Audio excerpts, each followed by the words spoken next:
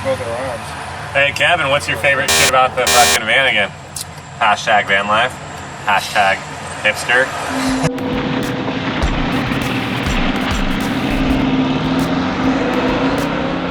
Alright, so this is my '89 Volkswagen Vanagon Karat edition. It's got the hard top and the rear-facing jump seats, a fold-out table.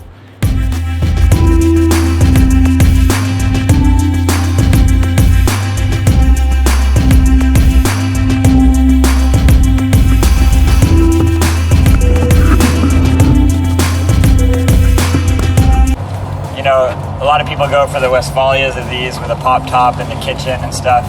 To me, I thought that would just be too much hassle. Just for yuppies. Too much money. Too well.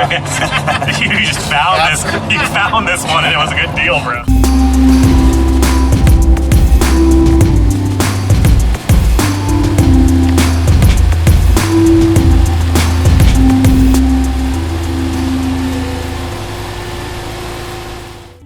I got it maybe 2 months ago.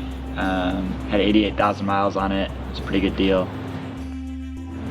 And so far I love it. It's kind of fit all the criteria. It drives just like a passenger car. You can park it at normal places, but you can fit 7 people in it and a bunch of stuff.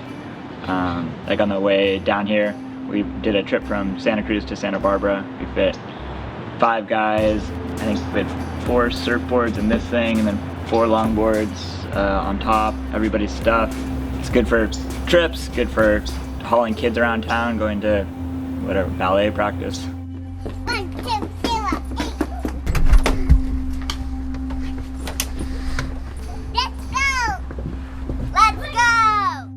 Yeah, you know, with kids it's amazing because you end up spending so much more time in your car just killing time than you would hope to do. And so Because it's like a hangout room. yeah, so like kid falls asleep in the car. Chuck, you know what I'm talking about. Kid falls asleep, you're stuck. You just leave him. Yeah. You have like ballet, you have to kill 45 minutes for ballet. Pop the table, get out the laptop, sync it with my phone. That's pretty sweet. I'm dialed.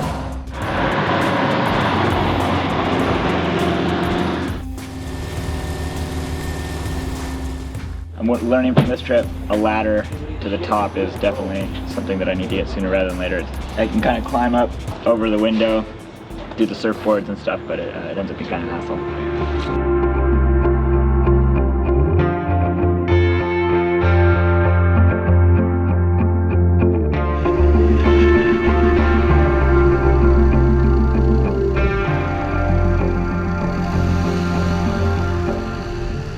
So most people when they talk about vans get super cheesy and they sound like they're full-blown hippies, like by the 3rd word that comes out of their mouths. But I will say, you've got a little bit of money, so you're you got a little bit of money, so you're more like a hipster. I'm immune from that. The van promotes a happiness lifestyle. Happiness lifestyle? Yeah. It does not promote good grammar. You know, I've had a lot of cars that you can do all the same stuff. Like I've had a Tacoma with a shell that you can go camping and sleep in the back, put stuff on top. You know, I have a TDI wagon now that you like, in theory, can do a lot of the same stuff, but it's just so much easier to just pop the bed down and pop the back seat down and make it a real bed. Just throw the boards in the box. It just kind of promotes that kind of like camping, surfing. It's a much easier vehicle for all of those things. That is van life. That is van life. And also not being able to go over 65 miles an hour. Spent a lot of time thinking about my roof rack configuration. How exactly I'm gonna drive down the coast is pretty good. Getting into Santa Barbara, started doing this stalling out thing, like it was cutting power. Turned out it's a known issue with Vanagons. No big deal. They're just awesome like that? Yeah, no big deal. Like 300 miles. Not a big deal. Like, well, the good part is when you're in the van is that you don't care. pull over and hang out for a bit's no big deal. Yeah. What do you do? You open the cooler out here. Yeah. Didn't slow down our party at all. The gas mileage is one of my biggest gripes with it. Leave something to be desired, he says. Yeah, it's Give us a number. it's like 14. in the 15 mile per gallon range. Holy shit. Yeah. That's not bad. Look at all these people you boom. Yeah, it's shaped like a brick. We got Oh no, that's 9 empty. people in it. Drafting. We did do quite a bit of drafting on the way here. Drafting is a pretty essential skill when you own a Vanagon. Yeah. Yeah, it's kind of a little underpowered too. You got to be aware of where you are in your gears more than you would in other cars. You gotta apex your turns, you're saying. Yeah, apex your turns. You gotta, you know, it's a thinking man's, a real driver's car. Driver's car. A thinking man's car. Real electrical. I mean, it's hard to justify buying a Vanagon really on economics, but these things definitely have hit their lowest value, probably even 5 years ago or something, and are only going up in value now. The pop tops more so than the tin tops, but I didn't really want to deal with that extra having to replace the fabric when it tears, and I didn't want the kitchen and all that stuff. Yeah. So Didn't want to spend the money, is that what it is? Exactly. This comes up time and again. Yeah. Found this one on Craigslist.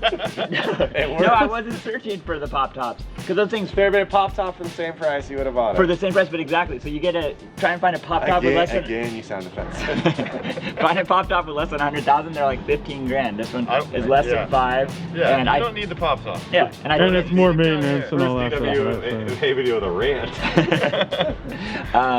But yeah, I definitely, laugh. I think I can envision driving this thing for 5-10 years and selling it for double, triple what I bought it for. So I think pouring money into it, I can feel a little bit more justified.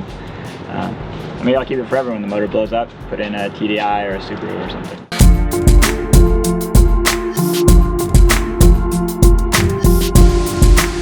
Or it could be like, instead of like container ship living, you could just, if it blows up, just park it, turn it into a room at your house. Yeah. So that, and you always have this good hangout I could probably spot. rent this thing out on Airbnb right now. Yeah, you definitely could. Yeah. When you set us up for the, I mean, the other time. Yeah. Once you're Yeah, exactly. once you're van life, you're always a van life. Brian comes over to a party, has a couple too many, can't go home, sleeps in the van. Yeah, that was awesome. Perfect. So.